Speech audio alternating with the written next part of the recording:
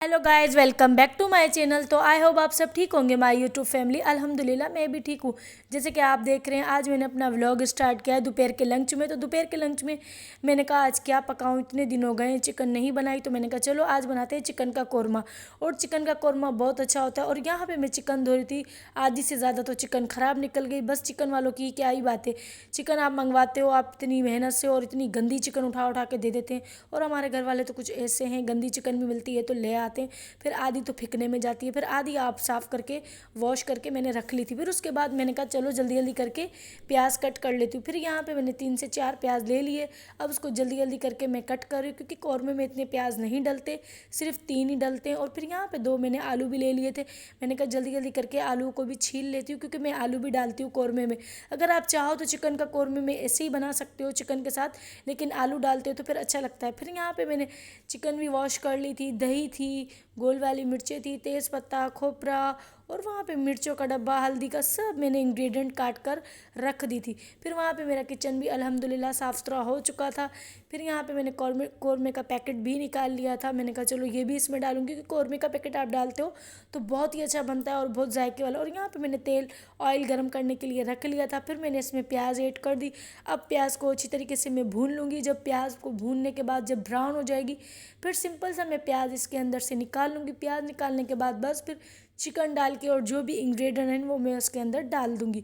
और प्याज ब्राउन करना भी एक बहुत बड़ी मुश्किल का टास्क, बहुत बड़ा मेहनत का काम होता है, क्योंकि आप गरम ऑयल में डालते हो, फिर आप वेट करते हो, फिर आपका गैस कभी कम होता है कभी ज़्यादा होता है। आज अल्हम्दुलिल्लाह मेरा गैस आ रहा था, तो मुझे बड़ी खुशी हो रही थी। तो मैंने इतनी जल्दी जल्दी करके सामान भी कट कर लिए, चिकन वगैरह भी वॉश कर लिए और कौरमे का पैकेट भी मंगवा लिया था।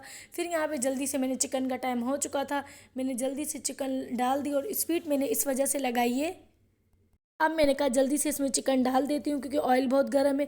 फिर इस चिकन को मैं अच्छी तरीके से भून रही थी। फिर कौरमे का पैकेट, अदरक, लहसुन, सब मैंने इंग्रेडिएंट्स के अंदर डाल दी और दही भी मैंने डाल दी।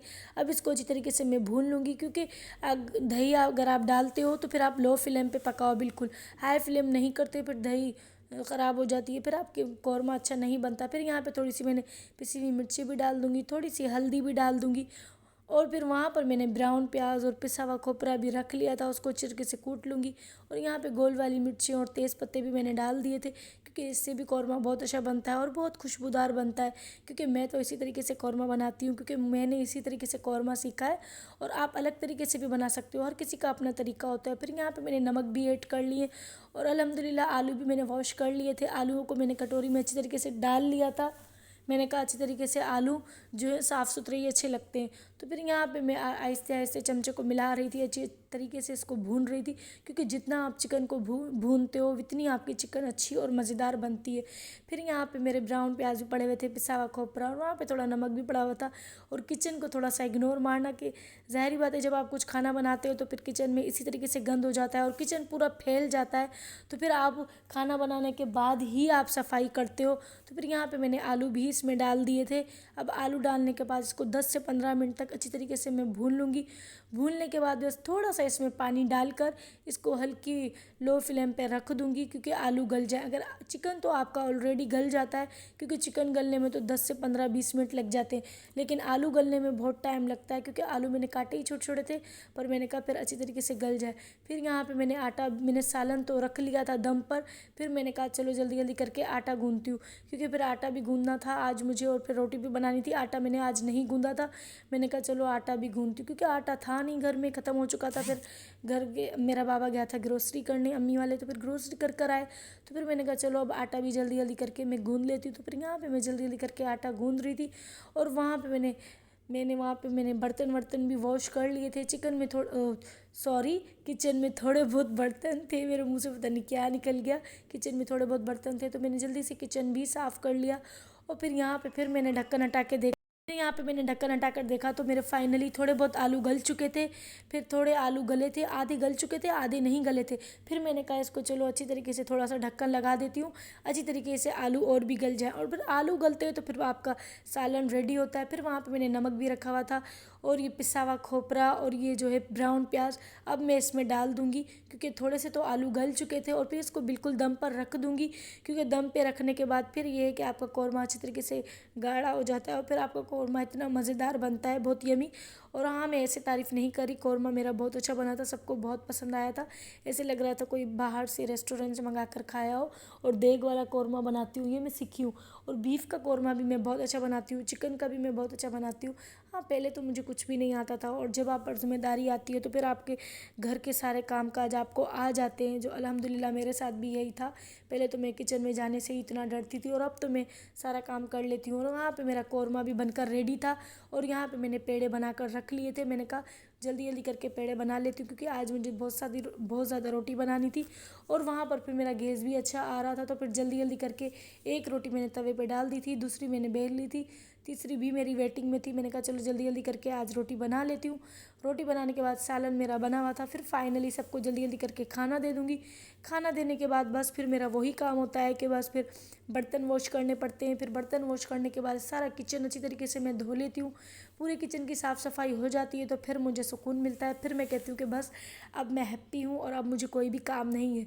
और ठंड में तो फिर आप जितनी लेट करते हो उतनी फिर सर्दी बढ़ जाती है। ठंड में तो मेरी आदत तो यही है, मेरी रूटीन बनी हुई है, मैं जल्दी जल्दी खाना बना लेती हूँ। दोपहर का भी मैं जल्दी बना लेती हूँ, और नाश्ता भी मैं जल्दी बना लेती हूँ, और रात का भी मैं जल्दी से बनाकर फाइनली बैठ जाती हूँ। फिर बस मुझे टेंशन नहीं होती। और यहाँ पे आज मेरे घर वालों को भी ये रोटियाँ बहुत अच्छी लगती हैं। वो कहते हैं सिकी हुई रोटियाँ बहुत अच्छी होती हैं। तो मैंने कहा चलो ठीक है। और यहाँ पर मैंने गैस थोड़ा सा कम कर लिया था, मैंने कहा था रोटियाँ ना जल जाए। और फाइनली यहाँ पे मेरी रोटी और सालन बन चुका था। अल्हम्दुलिल्लाह माशाल्लाह कितनी अच्छी मैंने रोटियाँ बनाई, और सालन भी बहुत अच्छा बना था कौरमे का। तो कौरमा भी बहुत अच्छा बना था। तो फिर वहाँ पर मेरे इतने सारे बर्तन पड़े हुए थे, मैंने कहा चलो जल्दी जल्दी करके बर्तन वॉश करते। और आज मैंने स्पीड नहीं लगाई, मैंने कहा आज थोड़े से बर्तन हैं तो बस स्लो स्लो बर्तन धो लूँगी, क्योंकि रोज़ ही बर्तन धोना वॉश करना तो काम रहता ही है।